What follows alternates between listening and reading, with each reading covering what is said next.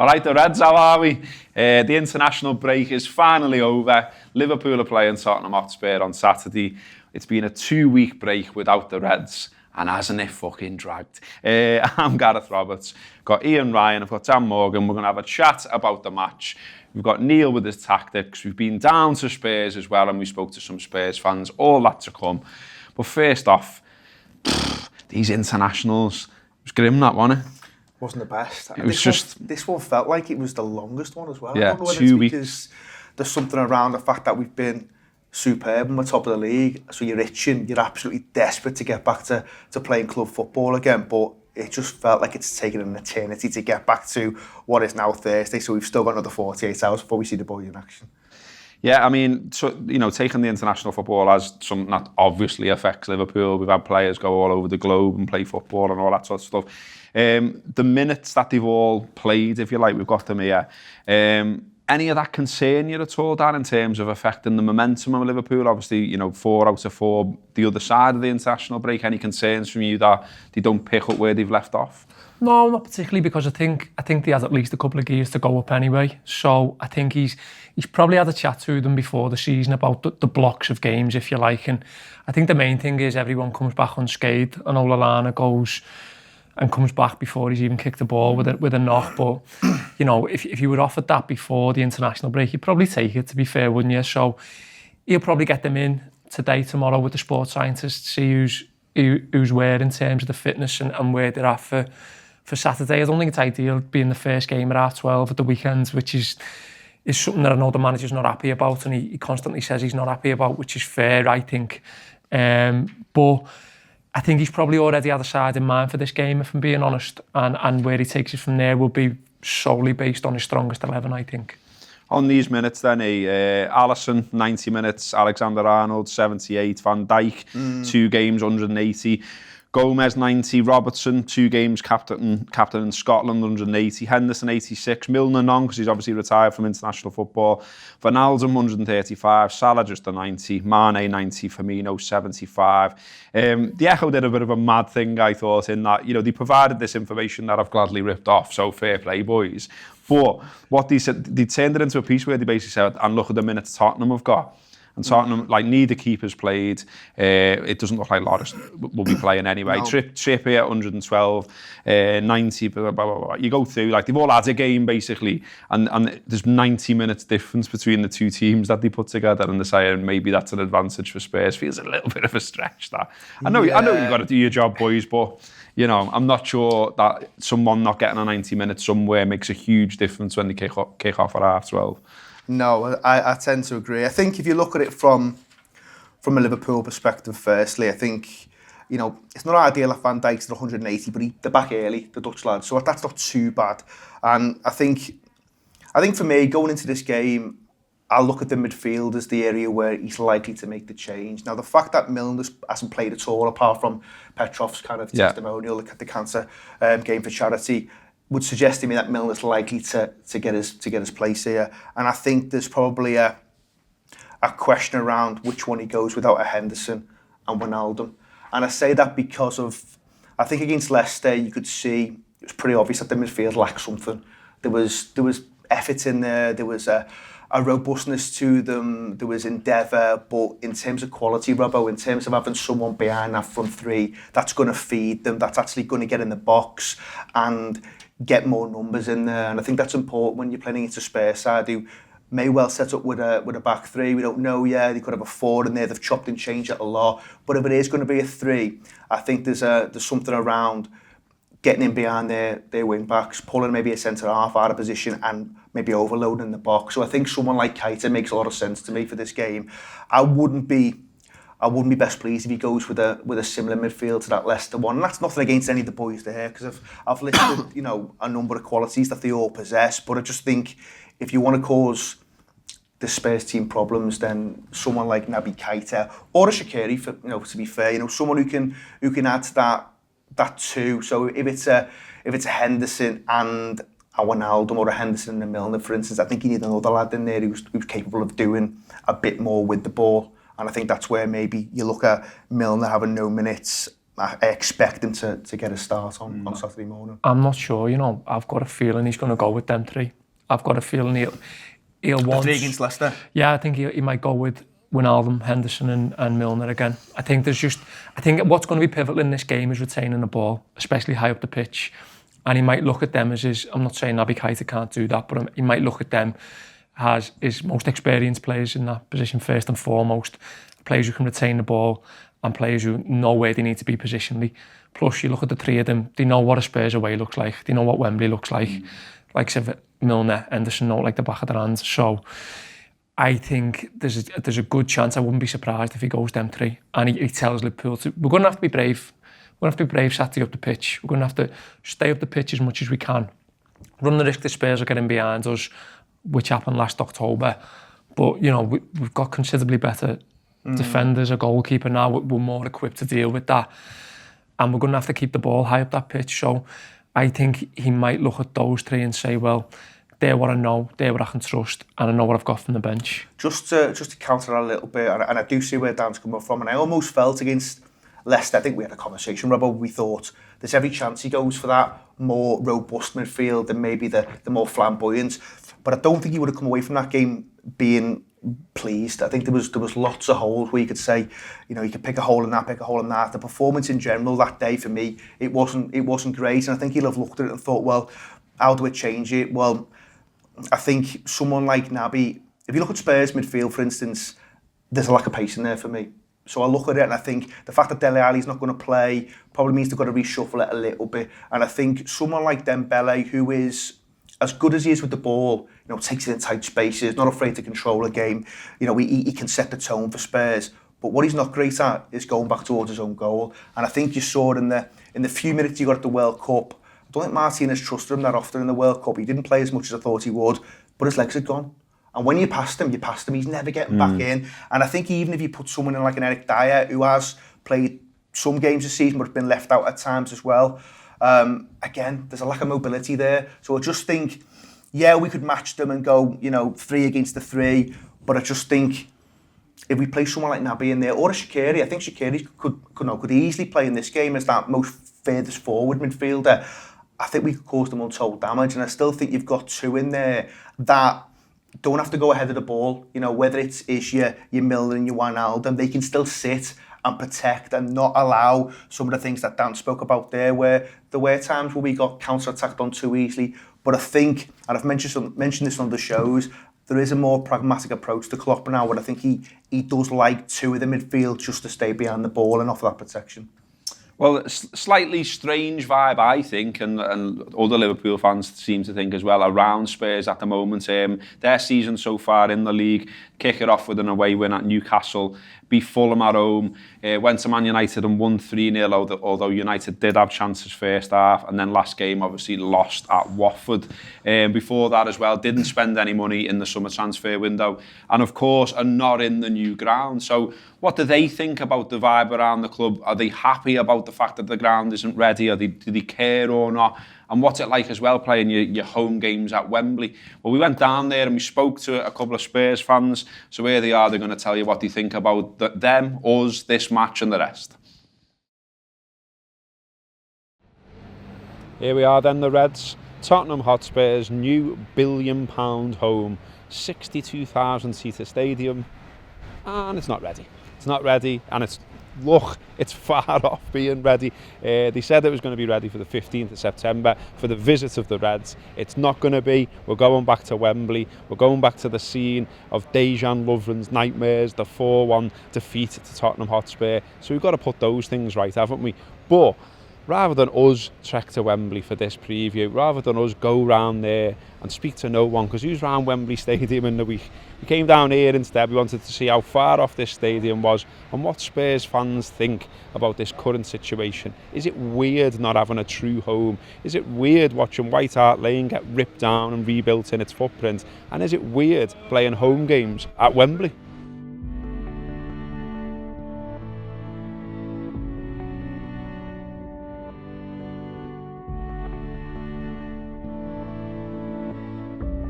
My name's Paul Duhaney. I'm the Artistic Director for the Africa OEA Festival in Liverpool, and I've been a Tottenham supporter for the last 45 to 50 years. The most annoying thing about this season was Liverpool was meant to be the first game there, and it would have fallen on my birthday, and I was going to build the whole birthday thing around it. I mean, a lot of Anfield rap guys were saying, I'm sorry to spoil your birthday in advance, you know.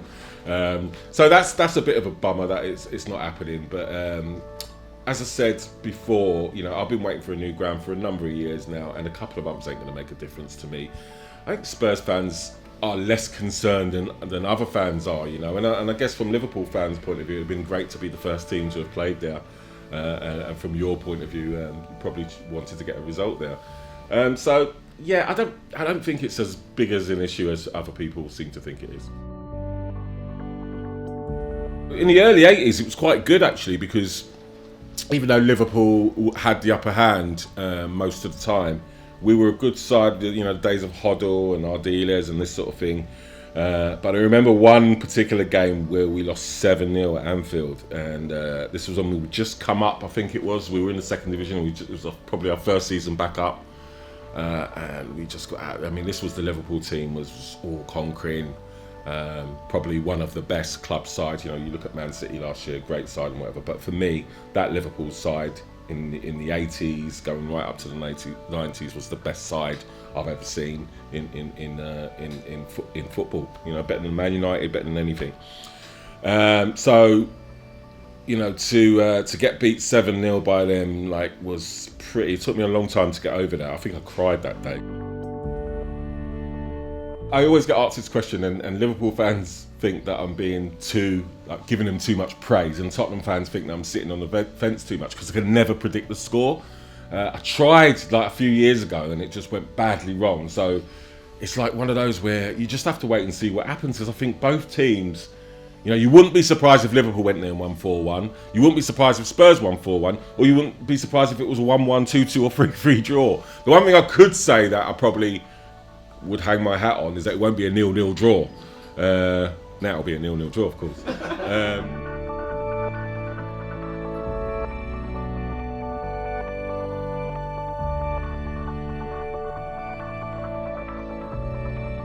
I think myself, and I think I speak for most Spurs fans, we're just going to be patient. When it's built, and just can't wait to get in there and watch a game. It's a pity it's not going to be the Liverpool game. It would have been a massive game to go and see there in the new stadium. But look, we will face Liverpool again in that stadium in the future, you know. So I'm really looking forward to that.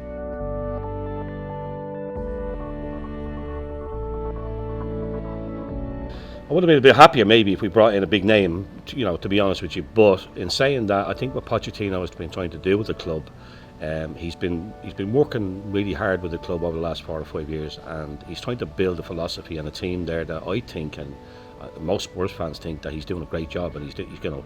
And the fact that we didn't just spend millions on a new player, I don't think that matters really. We've got a lot of players coming through the academy, and we've got great confidence in the players that we have, the most senior players that we have. So no, I'm not disappointed at all, as long as they can pick up on, not make a mess the way they did against Watford. They really just they lay down against Watford the other day. But other than that, no, I don't think it's a problem. Okay, Paul mentioned there that he doesn't expect it to be 0-0 on Saturday, and history sort of backs that up, and I've got a little stat for you here. If 3 goals are scored on Saturday, this will become the Premier League's highest scoring fixture, overtaking the 151 goals scored in matches between Arsenal and Everton. Obviously, Arsenal scoring a lot more than that shite. But the last few games against Spurs, we'll get the last 5 up here. Obviously lost 4-1 at Wembley last time out, Dejan Lovren's nightmare and all the rest of it. 1-1 at White Hart Lane before that in 16. 0-0 in 2015. 2014 we beat them 3-0, and then 2013, December 2013, great days, the 5-0 there. Expecting more goals this time around then, like Paul was saying?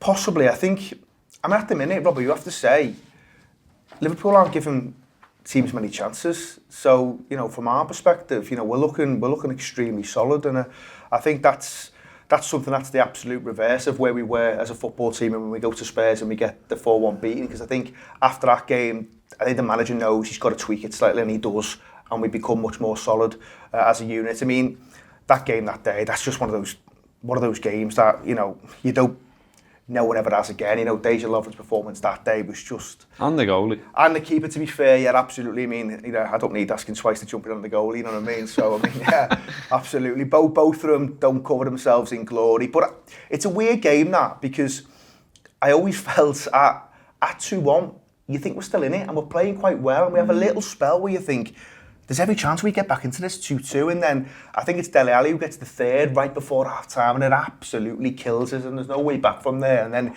it looks like a right hammering in them because it ends up, you know, getting to forward and stuff. So I can see Liverpool scoring, and you know, you've got to always think, well, with Harry Kane as a threat, but watching Harry Kane this season, you can't obviously take your eye off him because he showed at Man United, one chance, one goal, you know, gets the header from a corner, but he's looked so off the boil, so off the pace, and you know, I think people have referenced the fact that since he's had that injury, he's not getting as many shots in.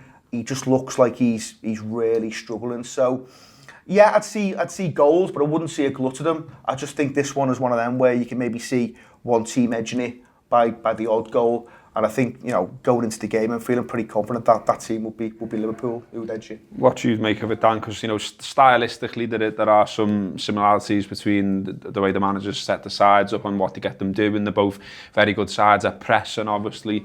So how do you see it sort of playing out? I think just to touch on what Ian said, I mean, I think if you're taking anything from that game, which was a horror show down there last year, is I'd be showing them the goal we score, because it's the archetypical goal you want to score against Tottenham. It's a ball killed by a midfielder in behind because their line's so high. Salah's in, he scores, and I think that's your way home against them to a lot of a degree. And I think if you look what City done to them in April there, how they played them, you know, they were brave, they were retaining possession quick, one touch passing, penetrative. I think Liverpool went into the game with the intentions last year of doing all of that. Obviously, they have a nightmare at the back with Lovren and the keeper. So I think what Paul says and what Ian says is right, in that I think this game, you can probably throw a blanket over a 50-yard space in the middle of the pitch and you'll know both back fours will just push and push and push.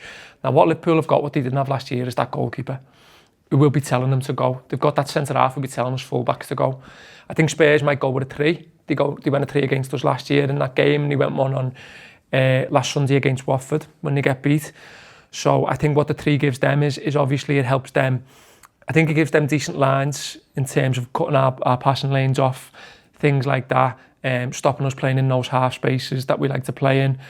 But I think if we're brave enough, and I keep using this braveness word, but I think if we're brave enough, and to use a Kloppism, if we're spot on in everything we do, as he keeps saying now, then I think there's every chance that either side, and hopefully it's us, can find themselves 2-3-0 up in half an hour in this game. I think that's the margins it takes on. I think the size of Wembley only adds to that, because you will get those spaces.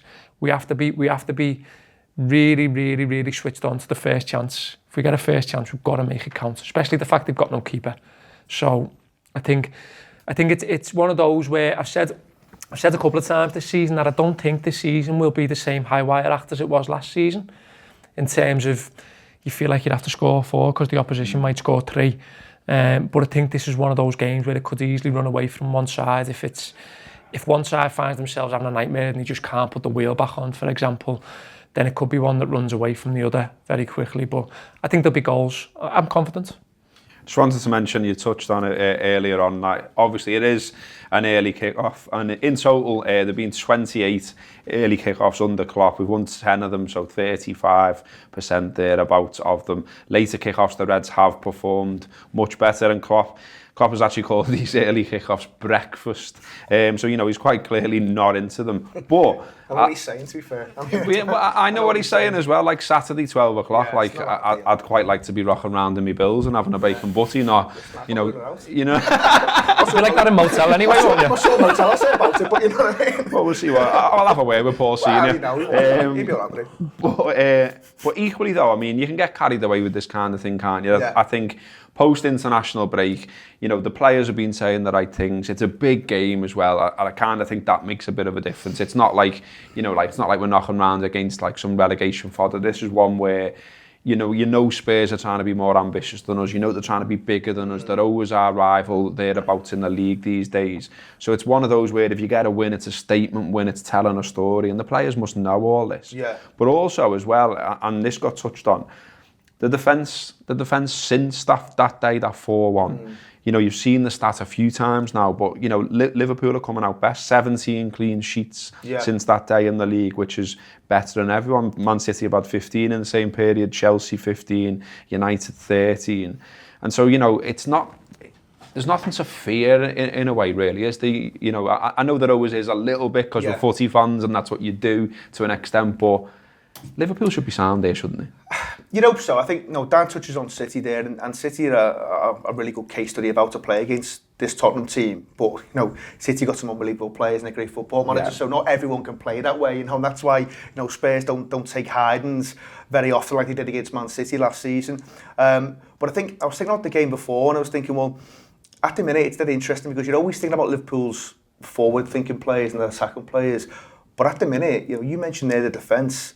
I'm finding myself really looking forward to watching the Van Dijk-Gomez partnership, which is, you know, it's a bit mad really because, you know, you do take more pleasure normally in the more, you know, attacking final third lads than maybe you do your centre-halves or your full-backs. But just how they're working as a unit, and you throw the keeper into that mix as well, it's brilliant to see. I mean, that Joe Gomez performance, I know we touched on it at Leicester, it was fantastic. You know, we know how good Van Dijk is, but that partnership looks like it's one that's just going to evolve and get better and better. So I can't wait to see, you know, how we kind of play from a defensive point of view, as well as the ability to go and break teams down and cut them open at will and all that. So it's a really interesting one, Robbo, because I think you're right to say, you know, it feels like a huge game. You know, the 12-30 thing's not ideal, but a chance to go and put a marker down where if you do suddenly find yourself 6 points clear of Spurs, even at this stage of the season, you know, it's early on, but that sends a message out to me. Absolutely. And that'll be in Spurs' heads, and they'll be thinking, well, we just got beat by Watford, we can't afford to lose this one. So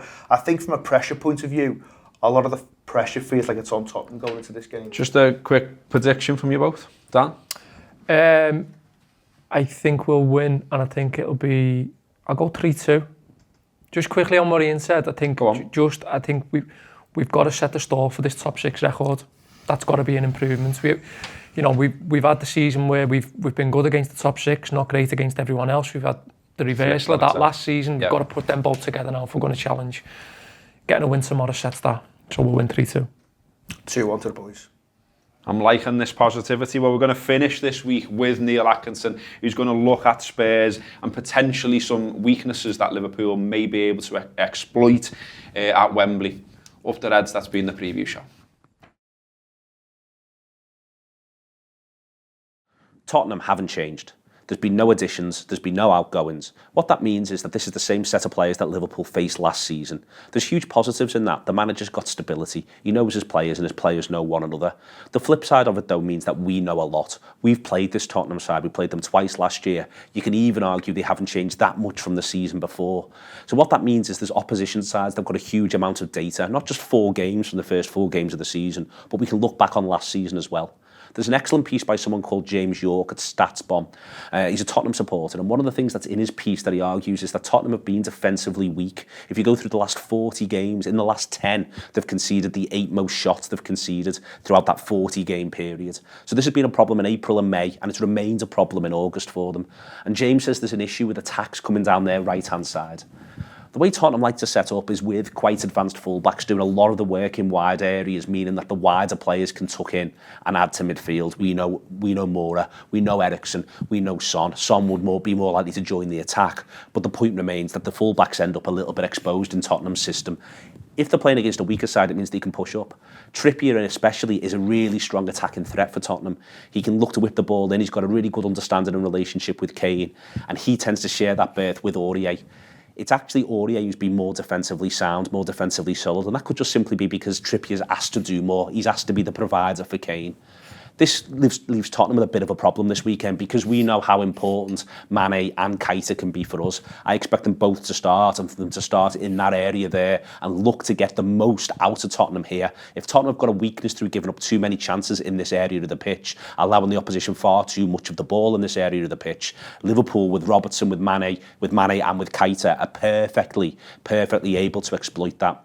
The other option that Tottenham have done twice this season, they played 3 at the back, so they could try that here. They could go to a back 3. They could look to do that and push themselves right the way out there. But we've seen Liverpool do very well against a back three. And what that would mean would be giving up more and more control of this central area of the pitch. Will Pochettino want to do that? He's seen what this Liverpool side can do to a back three. There's something I think it's sometimes interesting to do. As a football manager, I always wonder, if you gave them an extra player, where would they put it? Where would sides put one more man? I think Tottenham would put one more man in the back line, keep the midfield full, feel they could then pull the wide players on and go from there. That's what they do. Liverpool, interestingly, will put one more man, I think, in midfield. Liverpool will put one more man on the right-hand side. All the data shows that Liverpool's holding midfielder has to come out to this flank because, as we've discussed, Salah wants to be up here. So it just means there's more work to do on this side of the pitch. That's where you saw Son run from last season when we went to Wembley to face Tottenham. As I say, there's data all over the place. It's going to be a fascinating encounter, but I think it will be won and lost here. And I expect Aurier to start for Tottenham, them to play a flat back four. They'll see if they can get Son on the pitch, but Moura's fall may well mean that Son is used as an impact sub. Liverpool, though, I think, can win the game here.